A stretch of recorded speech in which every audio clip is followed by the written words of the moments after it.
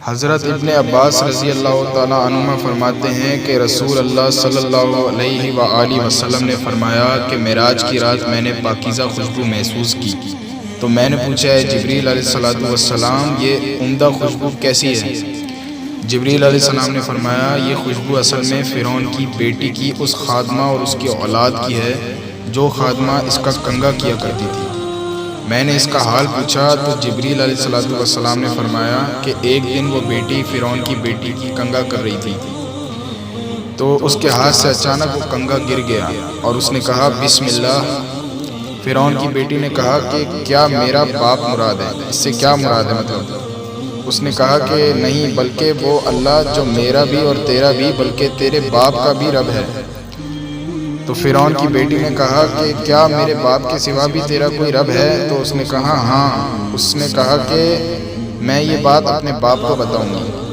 تو اس نے کہا ٹھیک ہے جا کے بتا دو فرعون کو، یعنی اس کی فرعون کی بیٹی نے کہا کہ میں یہ جو تو کہہ رہی ہے نا کہ تیرا کوئی اور رب بھی ہے یہ جا کے میں فرعون کو بتاؤں گی۔ تو اس نے کہا جا کے بتا دو فرعون کو۔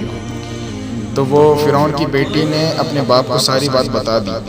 فرعون نے اس کو بلایا اور پوچھا کہ اے فلاں عورت کیا میرے سوا بھی تیرا کوئی رب ہے؟